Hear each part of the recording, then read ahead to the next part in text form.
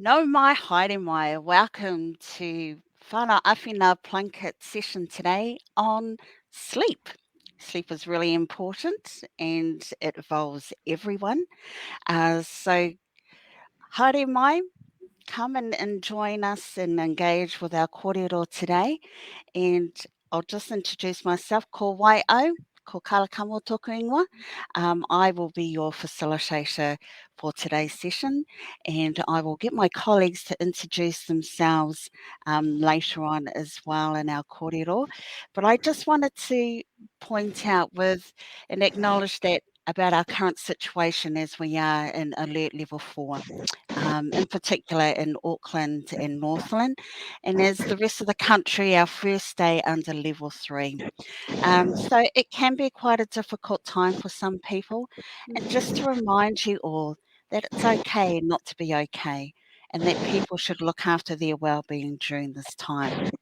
I also want to kōrero about Whana Awhina Plunket's Plunket line service as well, which is the toll-free hotline that parents and guardians can call anytime, 24/7 on 0800 933 922, and they can give you free parenting advice as well. So we'll get started on our kōrero here and introducing Anne and Katrina. Would you like to introduce yourselves there? Kia ora, my name is Anne Hodron. I am one of the national educators who works for Whana Awhina Plunket.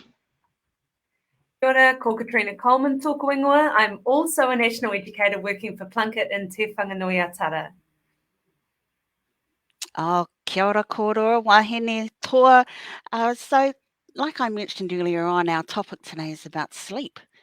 Why is sleep so important? Well, I think that's an excellent question. And I think for any of us who have experienced poor sleep, particularly after having a pēpi, you really know how important sleep is, not only for your physical health and well-being, your healing and recovery after a birth, but also for your mental health and well-being. And sleep deprivation is a significant indicator that puts you at a higher risk of postnatal depression and anxiety in the postnatal period as well. So I'm talking obviously about sleep of mama, sleep of the whānau, because of course when there's a pēpi in the house, the whole whānau has to be involved in managing the sleep. But as far as sleep for pēpi goes, well, sleep's really important for their brain development, for their growth. Babies who are not sleeping well often will not thrive with their growth. So sleep's a really important time. It's when a lot of the neural pathways in the brain are being laid down. It's the time when a lot of the physical growth is happening. And some of you will, as parents, will think, after popping baby down and coming getting them up at the end of a sleep, oh my gosh, the baby's got bigger. And that's because that's when their growth really does happen. So sleep is incredibly important for everybody in the whānau. Brilliant, Katrina. And before we just continue, for those who have joined us and you've got any questions or any queries, do pop that into the chat box and we'll try and get them through to your questions during our session today. And for those who may have joined us mid-broadcast as well, do put in your questions. And just to reiterate that our sleep talk today is between the ages of 0 to 12 months. So aroha mai, Anne? Kia ora, I think sleep is so vitally important for everyone, and Waikura and I have both worked on Plunket Line, and that would probably be one of the most common questions that we get is about sleep. And I think the hardest thing is that every baby is different, so you will get so much advice, or this might be your second pēpi and your first pēpi was completely different with their sleep. And so you're thinking, where on earth does this come from? So what we're wanting you to do is to pop some questions into the chat for us. But please, the most important thing is that you and your baby find a way that works for you with the sleep. And at the end of the session, we'll talk a wee bit about safety and sooty, because that is, that's really important that we keep our pēpi safe in their sleep. But it's really about finding ways that work best for you and your pēpi.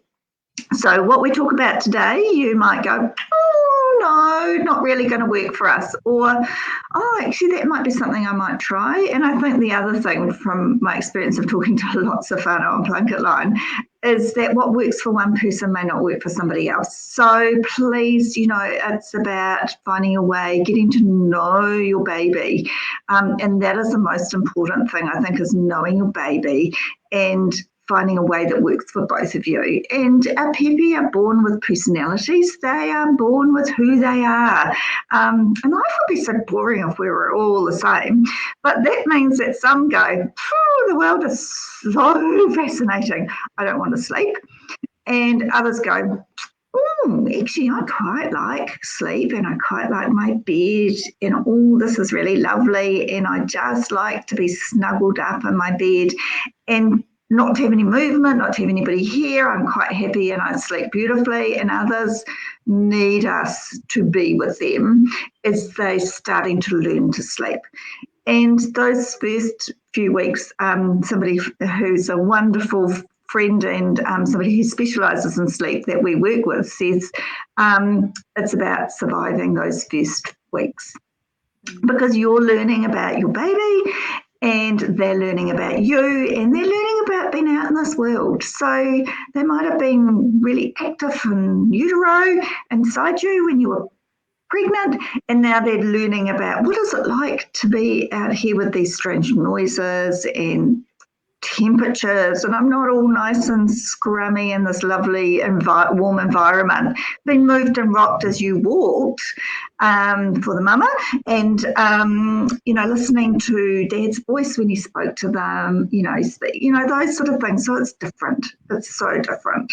Yeah, and I just wanted to add, I totally agree that sleep, like a lot of parenting philosophy, what we do, how we do it, why we do it, our values, sleep is deeply personal. And it is so much about finding something that works for you, that works for your baby, and works for the whānau, because your living circumstances will very much determine how much a baby can cry, how involved you need to be, where baby is sleeping to some extent as well. So communication is really important for the whole whānau who are living in the same dwelling, because everybody needs to be on the same page and have their philosophy or values around sleep shared, so that you're all on the same page when it comes to managing sleep.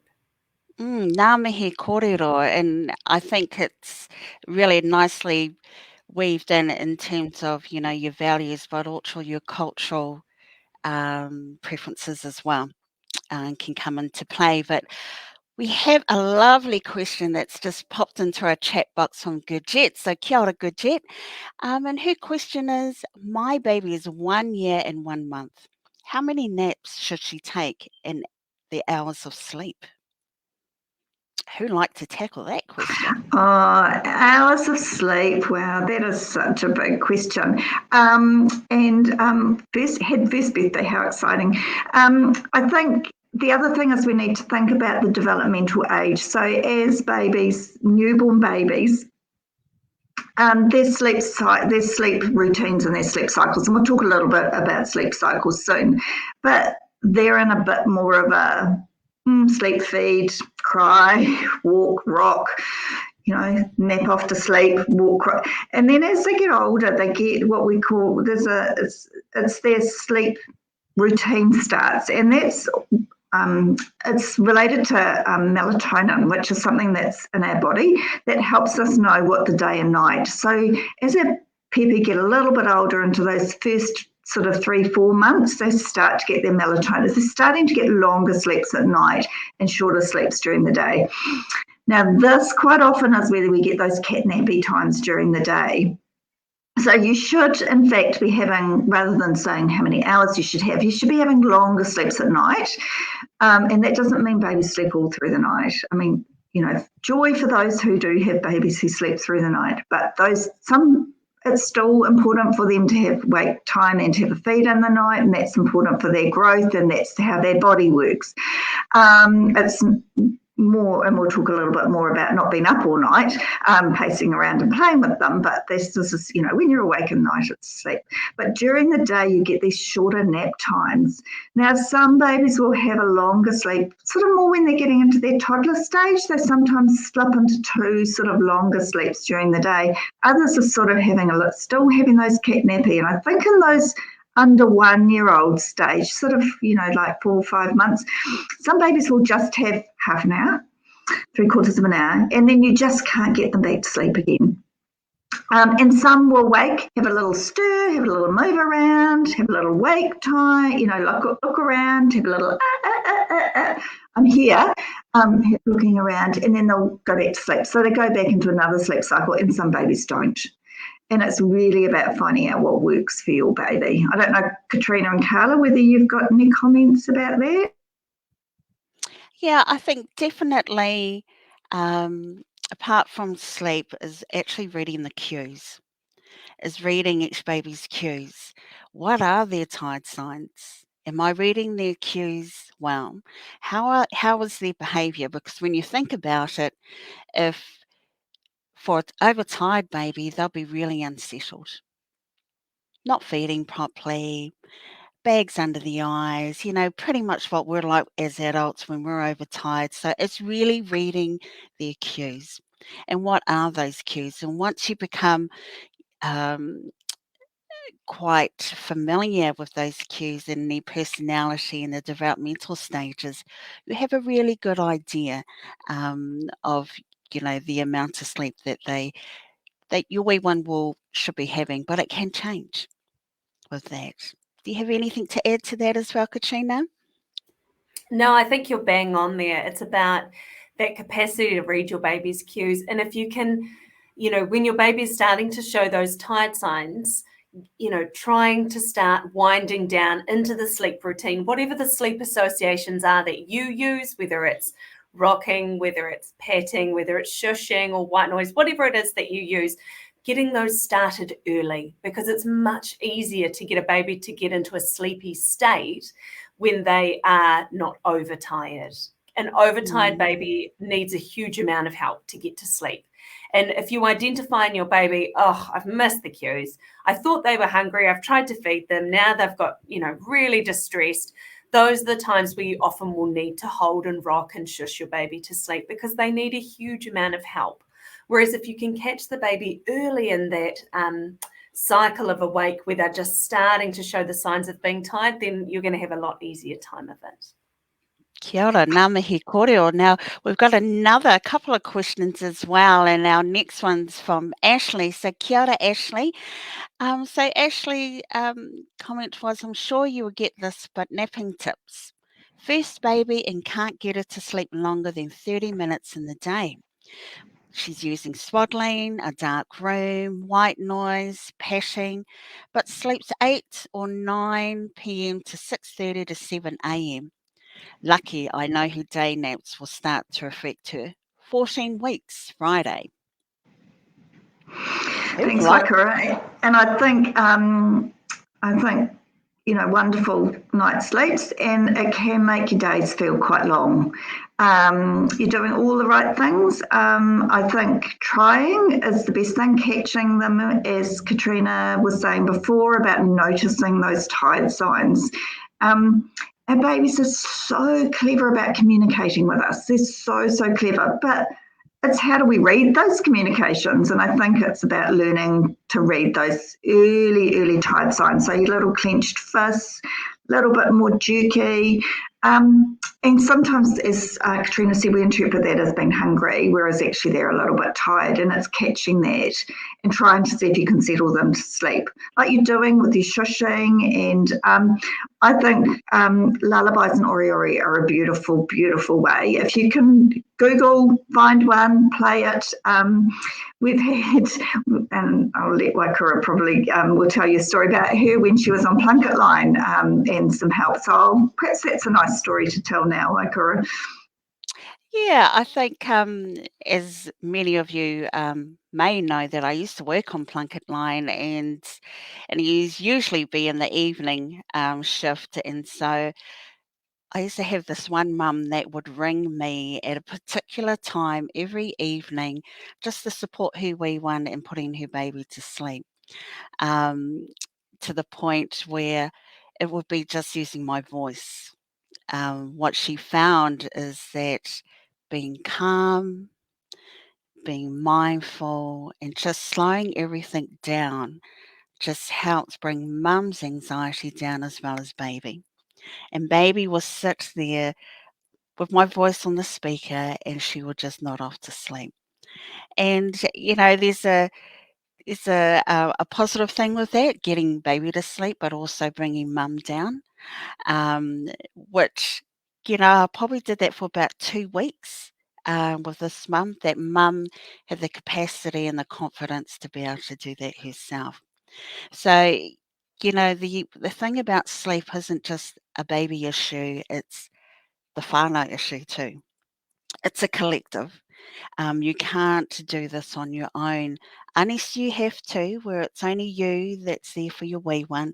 But it's looking at ways that you can, you know, support yourself, support your baby, and calming down. And that's probably the first thing that we need to do is, where is my headspace right now? Where am I at this present moment? Do I have the energy, have the life force, the modi to be able to support my baby to sleep? And it's hard listening to our wee people cry. Really, really hard. The thing with when babies are born, they have no idea how to self-settle. It's a clean slate. They don't know how to do it. And going from being in your puku in your tummy for 9 months to suddenly being sleeping separately on their own, that's a huge transition. That's a huge transition because when baby's born, what is the first thing the midwife or your partner does? Is they bring baby right onto your tummy, to your lap, to your breast. So it's being connected. And I guess that's the thing about sleep, is they want to be still connected to you. That's a really long-winded story. So I'll stop right now and Katrina, do you have any words of wisdom to add?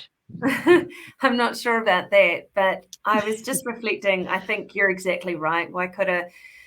You've really got to be in the right space to tackle a sleep issue, and I think at the moment, particularly while we're all walking this uncertainty with lockdown, at the beginning of lockdown, I think a lot of us fell into the trap of thinking, oh, we've got this time and this space and we don't normally have that. Let's try and, exercise every day or get fit.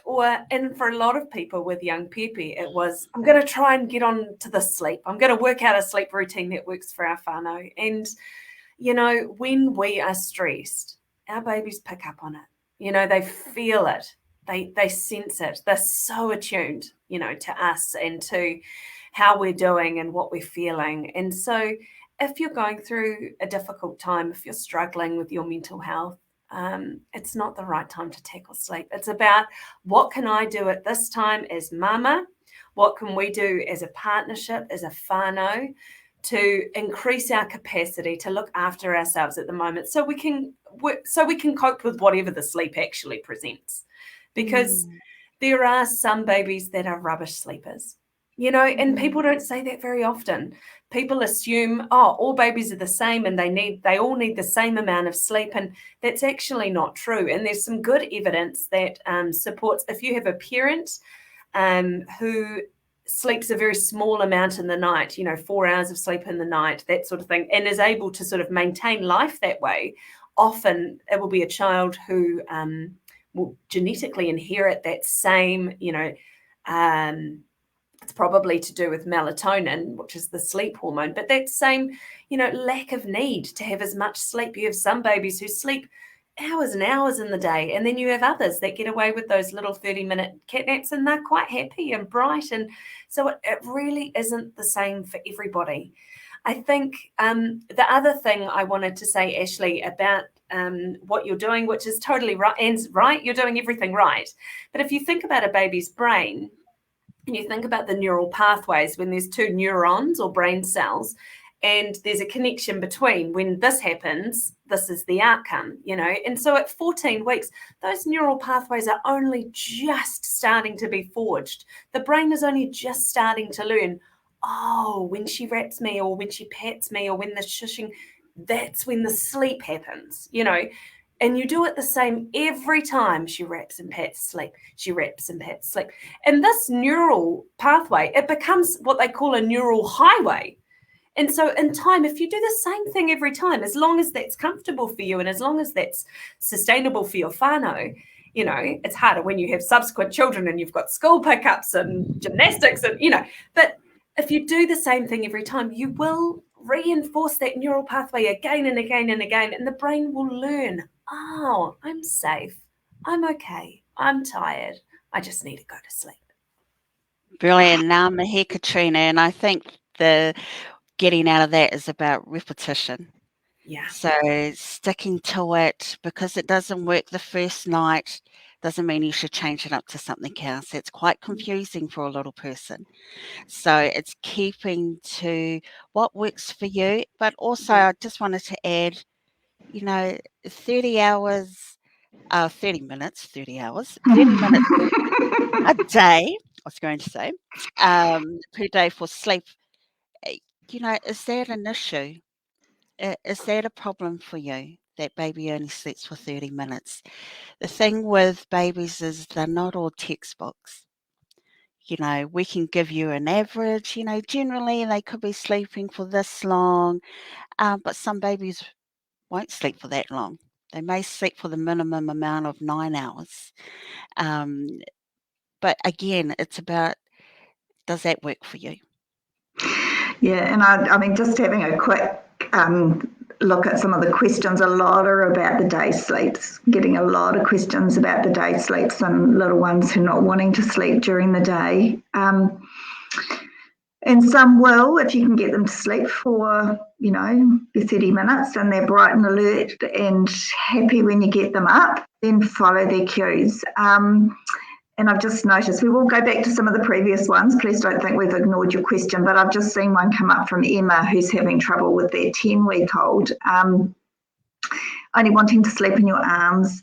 And there's a thing that they call about sleep association. And if we feed or rock our babies to sleep, that's where they that's where they expect to wake up. So I always, when I used to work in Plunket line, I used to say to people, it's like, if you fall asleep, perhaps on the sofa, and you suddenly wake up in your bed, you go, how did I get there?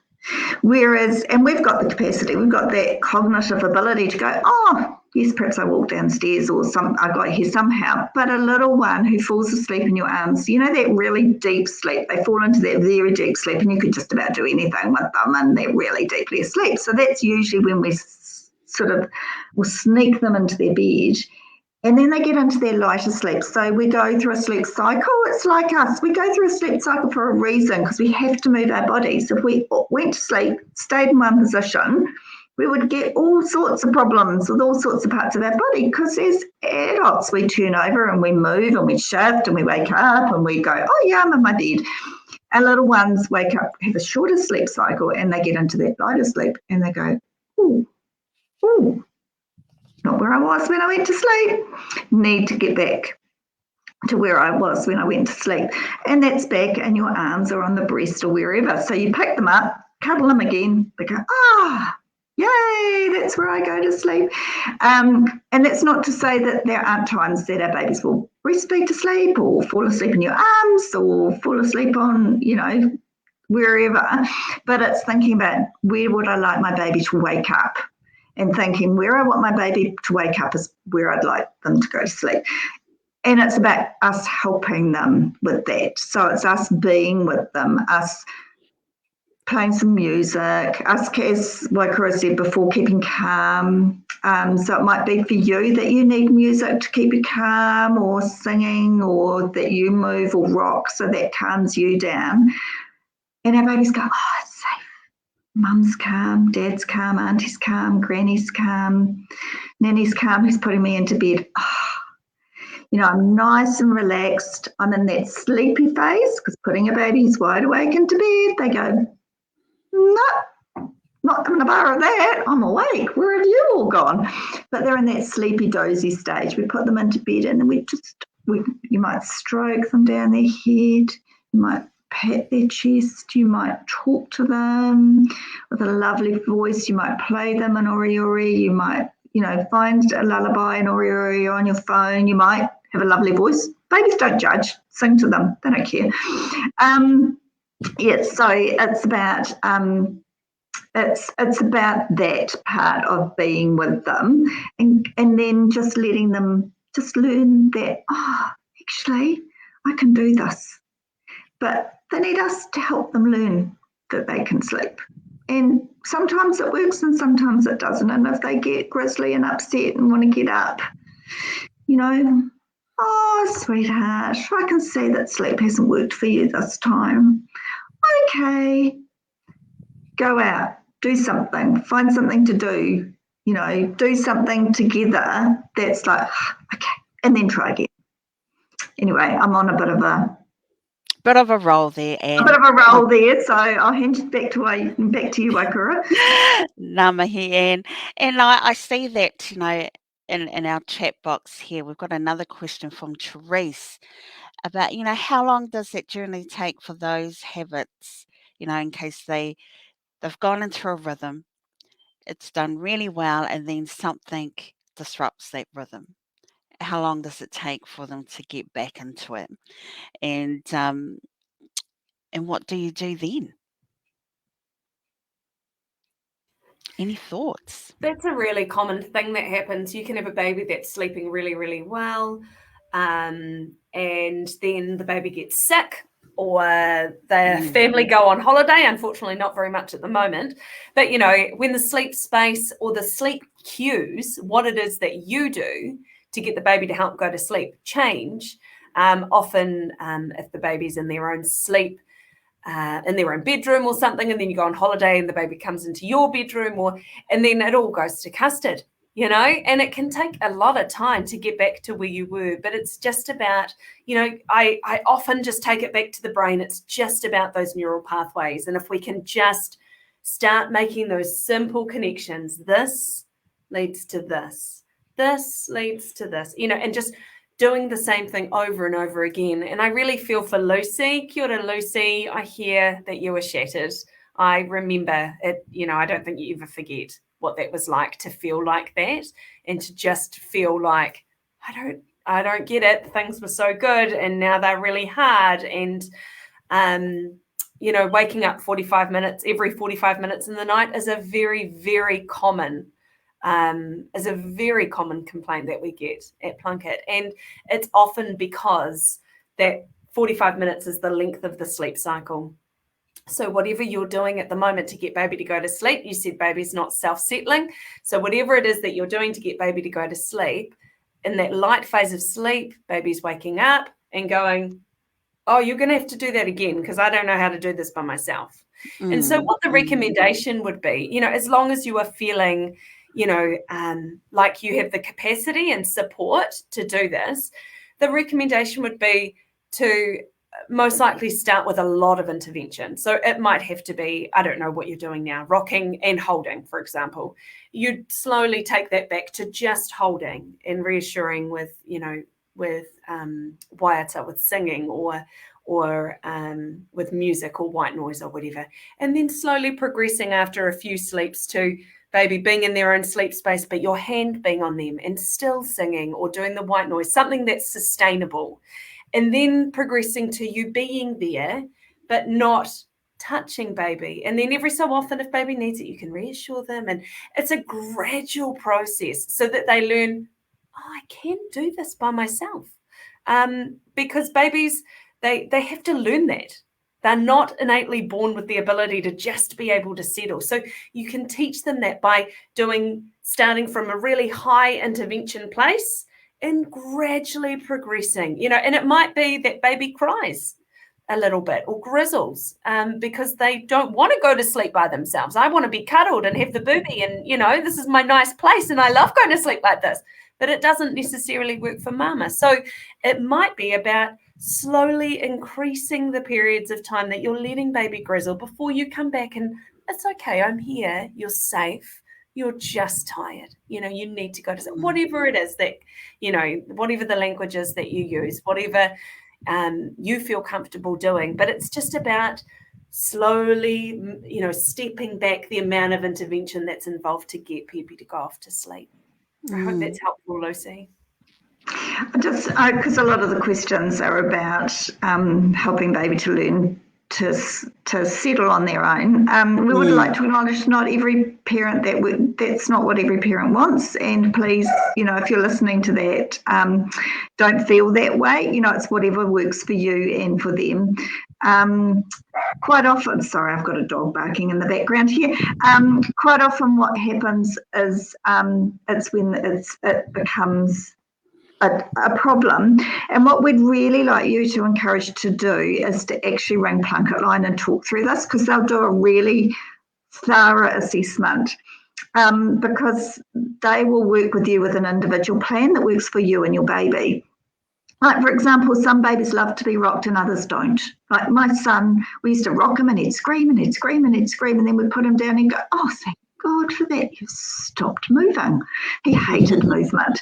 But that took us time to work out that our son didn't like movement, whereas our daughter loved movement. She loved to be rocked. That was really important for her to help her calm. So it took us time. Like, he was giving us some pretty clear messages, but we were just a bit slow in picking our messages up. So it's about you just watching, wondering about your baby, noticing, sometimes just lying with them and just noticing. They are so clever, and they're so capable of doing some stuff as little babies that little babies can do, but it's watching that communication. We do have a question here about colic and reflux. Oh, my heart goes out to you. Having a colicky refluxy baby, they want to be with you because their tummy hurts and they want to be with their people. You are the centre of their world. You're their person, whoever it is, mum, dad, aunties, big sister, cousin, whoever. And it might be that you need to get lots of hands to help if you're in a big whānau at the moment, but you might not be with this lockdown. You might not be able to ask other people to come and help.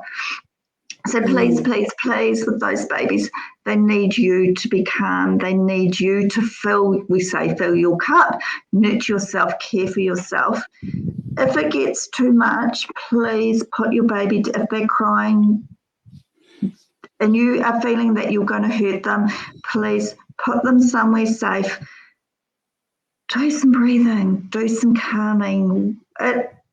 Babies cry for a reason, to get our attention, and when a baby's crying because its tummy hurts and you can't do a lot to help them with that, you need to nurture yourself so you can go, okay, sweetheart, I am trying so hard to make you feel better, but I just can't make your tummy feel better. But it's better that we're trying this together and that you've got me here trying to help you. But please, please ring Plunket line, because there are reasons that babies don't sleep, and colic and reflux can be some of them, but you need them to get some sleep and you certainly need to get sleep. So please ring them for support. Oh, ngā mihi. Kia ora Waikato. I just wanted to add, from a practical perspective with colic and reflux, having space between the feed and the sleep is really important. The objective is to try and do, full feeds, because their tummy will hurt after every feed. So trying to, the baby wakes up, give them a nice big full feed, give them as much upright time to aid, that gravity helping digestion as possible, trying to get as much digestion happening before the baby starts showing those tired signs, and not being tempted to feed the baby again to go to sleep, because it's a vicious cycle. Every time the baby has a little bit of milk for comfort, which feels good in that moment for you and for baby, then you end up with a huge amount of pain, and pain and sleep do not go well together. And there's not necessarily anything that you can do to make the pain go away, like Anne was saying, and that's incredibly hard as a parent. Trying to remember, one, to space the feeds, but two, that this is temporary. Your baby is not going to keep feeling like this forever. And even though when you're in it, it feels like forever, this is not forever.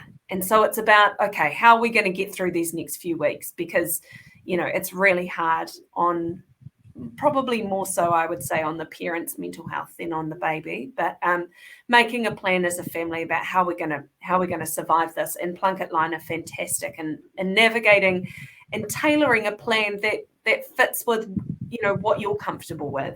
You can ring Plunket Line and say, look, my baby, and a lot of questions here are saying this, look, my baby is doing this, this, and this. I don't want to let my baby cry. What can I do? And they'll tailor a plan to help with that. Or, hey, look, I've tried everything. I'm ready to start, thinking about giving the baby a bit more opportunity to self-settle, and that may involve some crying.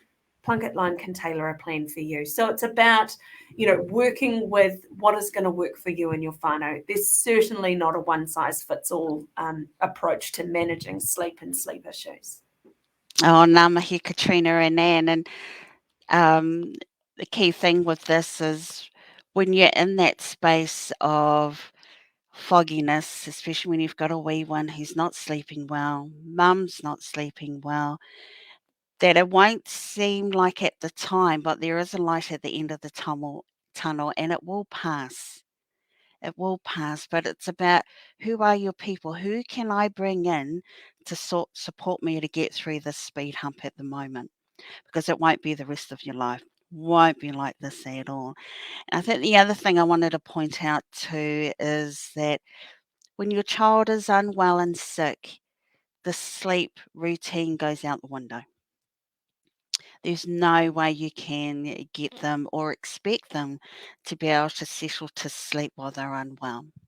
This is a time when they actually need you hands-on, and being ready for that.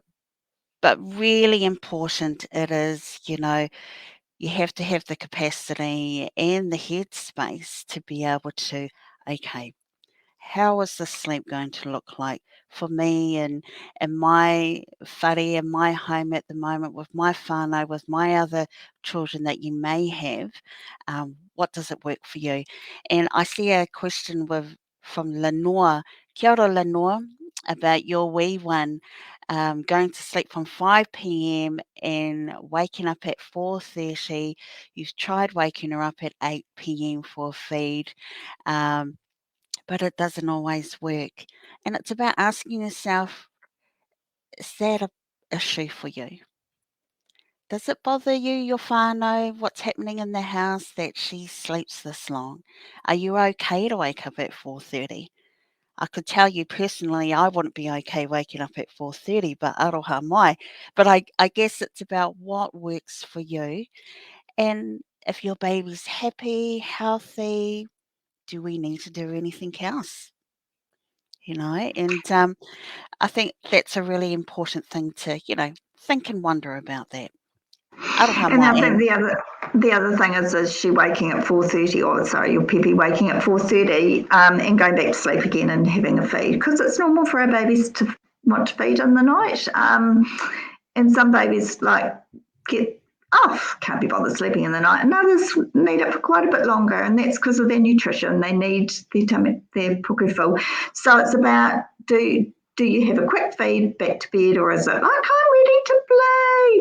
And then what do you do? The other thing is keeping your lights down low, keeping your voice low, saying it's nighttime's for sleep time, because when we turn the lights on, that drops our melatonin level, which is our sleepy hormone.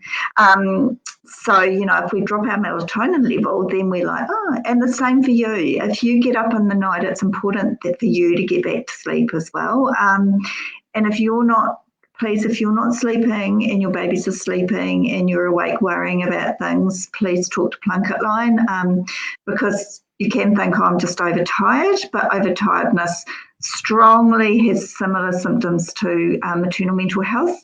and postnatal depression, which is really common, and we go on to tired, we're actually feeling depressed. So please talk to Plunket Line. Also, Hannah, with your baby screaming, I really would love you to ring Plunket Line. Your baby that must be very hard for you, and we need to find a way for you to find a way that works for you and your baby, and just make sure that your baby's okay, that there isn't something else going on. Because as Katrina was saying before, sometimes the babies bristle a little bit, but they shouldn't be screaming. They should not be screaming in their beds. Or screaming in your arms. So we're really needing you to be finding some ways. So we would love you to ring Plunket Line and talk through with them, or to talk to your doctor, just to make sure there isn't something else going on. And absolutely feel for you, Hannah, with having that, because that is, you're wanting your babies to be happy. We want our babies to be happy, and it's finding ways around that. That's a really good point, Anne. And I think, if you're not able to comfort or console your baby in any way and baby's still crying, then yes, that's definitely a cue to say there must be something else going on here. So do ring Plunket Line. They can even triage just to rule out any emergency symptoms as well. And if there isn't anything there, then they can discuss further about a sleep plan as well. But I just thought I will go through this last question from Matilda about her 5-month-old has developed a negative association with the cot. First sleep in it, he settled beautifully. Since then, he likes it less and less. Now gets upset every time we try to put him in it. Can't seem to turn it around. Any thoughts? I wonder if any association, I think, can be turned around, and just have hope, And you think about, okay, so what could we do with the cot that would make it a positive place for him? Could you possibly, during the day, have some time where you put the side down and you sit together and play in the cot and have the toys, and, where it's like, oh, okay, you're here with me. This isn't a scary place, Could it be one thing that I've seen done really successfully when there's been a bit of a cot aversion is bringing the side of the cot down and pushing it to the bed. Just, for the day sleep, I'm not talking necessarily at nighttime, because we need to be really careful about uneven surfaces and babies suffocating in their sleep, because that definitely happens. But in the daytime, when you're awake with them, lying down on the bed and being with baby, petting baby, letting them, soothe and be in the cot in a positive way.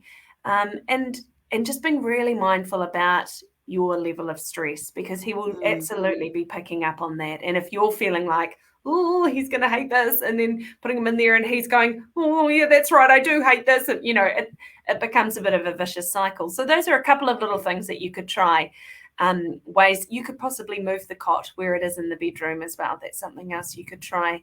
Just on the topic of SIDS or SUDI, sudden unexpected death in infancy, we have increasing numbers of SUDI in New Zealand at the moment. We, since the 1980s, have done so incredibly well since the Back to Sleep campaign was rolled out when I was a baby, and babies were started to be slept on their back as opposed to on their tummies.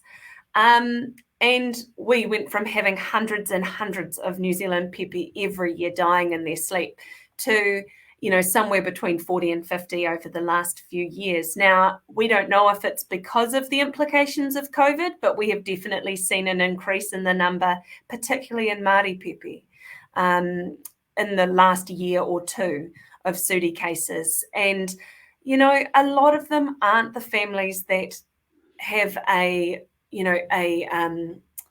value or belief system around co-sleeping, because often those whānau have really good strategies for risk reduction in place, using wahakura in bed, using pēpi pod, making sure babies got their own bedding, all of those things, breastfeeding, not smoking, not using alcohol or drugs when you're sleeping with baby.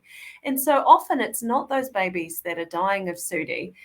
Often it's the babies where the parents are exhausted and they never, ever planned to bring baby into bed with them, but they are so shattered. They are so exhausted that they do, and the baby gets suffocated, or the baby falls down between an unsafe sleep space or something like that. So we need to be thinking, when we're thinking about sleep, even when sleep's going well, we need to be thinking and having those conversations with our partners or with our whānau about, okay, so if things go badly with the sleep, if baby gets sick, how are we going to manage that? How are we going to manage it if, in a way that's safe for baby? Because, Sudi is not something we can undo. So I really encourage you to keep safety at central when you're thinking about sleep with your pēpi. Oh, ngā mihi, Katrina. I was just going to add to that anywhere that our babies sleep, wherever your baby sleeps, just have this tick list in your head: is pēpi on their back? Is their head in a position where their airway is clear? We can't breathe with our little heads like this. So if they're in the, if they've fallen asleep somewhere with their little head forward, it's very hard to breathe that way. So is their head nicely aligned? Is their back nice and straight? Is their face clear? Is it a smoke-free environment that my baby is in? It's about keeping them as safe as possible. So particularly in summer, when we're coming up to a bit hotter, when they're in a front, if you've got your baby in a front pack because they're a bit unsettled and you're walking around, is their face nice and clear? Is their head in a lovely position that they can breathe? Have they got fresh air? Have they got this beautiful fresh air around their face? Anywhere that they sleep, just go tick, tick, tick, tick in your head, because it's, as Katrina said, it's the unexpected places. Absolutely. And just to add to that, Anne, it's, be mindful if you leave your baby to sleep in the car seat, because they are in that position of leaning their head forward. So we recommend to leave them. Sleep in the car seat is not a safe place to sleep. However, if you're traveling, don't, do frequent stops, but always check on baby. But they should always be nice and flat in a stable position on their back. Again, if you can breastfeeding, drugs, alcohol. So all of those things to think about when you're putting your wee person to sleep. So thank you for those wonderful safety messages as well. And, for our viewers here, you can also get through our Plunket website.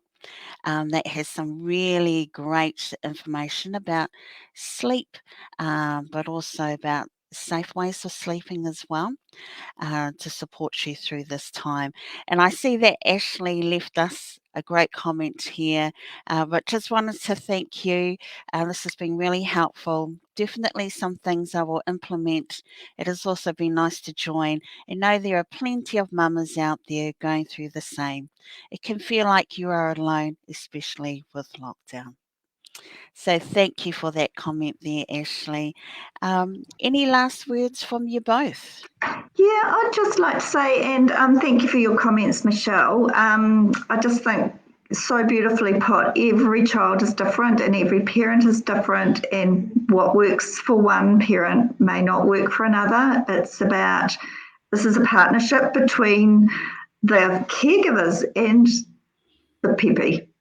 So it's about, what's their developmental stage. We've had a few questions asking about the changes. As our babies develop, you think you've got it sussed, and then they go and have a developmental growth, developmental change. They become more aware, they become more awake, they know that you're around, and they're going, just want to be with my people. When we're stressed, our pēpi pick that up. So it's about thinking, how am I? How are they? Am I understanding that they're getting tired and they're needing a sleep? Where are we going to sleep? Is that a safe place? And the other thing I'd like to say just before I finish is have fun. It's, as we've all said, it's not easy at the moment.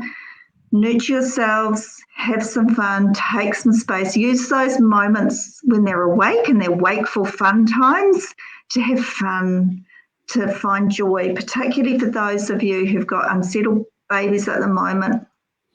Capture those moments in your heart where you have joy, where they're calm. I know at the moment they probably feel like they're about this big, because those will fill your heart to have the energy when they're not feeling so happy. Please, please, please, if you're feeling that and you've got to the stage you need help, ask Plunket Line, put your baby somewhere safe, shaken baby. Our babies' brains are so precious, and it can get so much that you just stop crying, just go to sleep. That can damage their brains, so put them somewhere safe. Walk away, nurture yourself, fill your cup, but have joy. These your little ones. Sleep we know is so hard, but ask for help if you need it. Brilliant. Ngā mihi, Anne. Mauri, over to you, Katrina.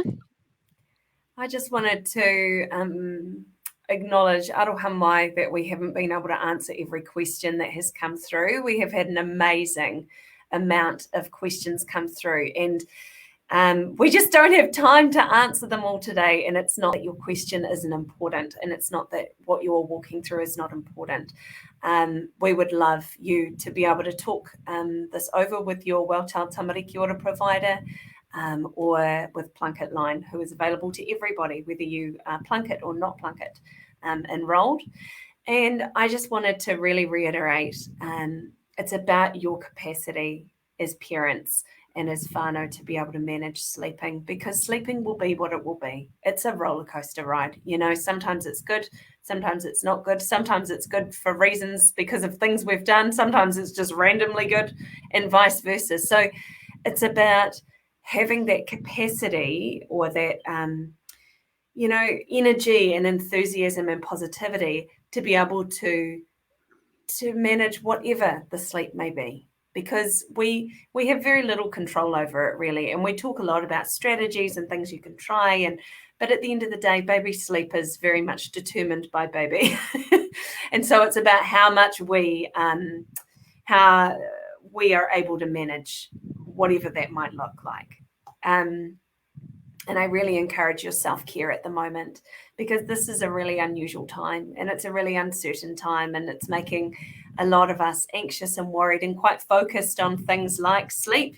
If you're finding that you're really focused on it and it's getting you really stressed out, and maybe when you tell other people about what's happening with sleep and they think, it doesn't sound that bad to me, perhaps that could be an indicator that you've got some concerns going on around your mental health, around anxiety or depression. Like Anne said, if you're not sleeping when baby's sleeping, that's a red flag, that there could be something else going on there. So please, if you have concerns about your own mental health, start with Plunket Line. Your GP, your primary healthcare practice, is still open, even in level 4 lockdown, and they want to talk to you. They want to support you. And whatever it is that you need to be supported with at the moment. So please reach out and get help, because you can feel, like some of these comments have said, you can feel so incredibly alone in it. And it can feel so all-encompassing and so forever when you're in it. And I look back now, having a 4-year-old and a 6-year-old, and think, wow, that time was full on, but it was so temporary, and so sometimes it's just about getting through it. So good luck. You'll get there. Oh, ngā mihi kōrero. And, I think it's a lovely way to end our time together. But if you are wanting any more information on sleep, you can visit our website on plunket.org.nz, and also make contact with whānau if you know Plunket's Plunket Line service. Remember, it's 24/7, free for anyone and everyone on 0800 933 922. Just wanted to thank everyone for watching, and do keep following our Facebook page, and keep up to date on the next schedule of whānau Awhena's Plunket's live chat. I'd like to leave you with a little bit of a proverb and a whakatauki, especially during these really, unsettled times that we're going through at the moment. So, mā tēnei mā mano ka rapa te whai. Many hands make light work. Unity is strength. So keep well, keep safe. Kia pai tora.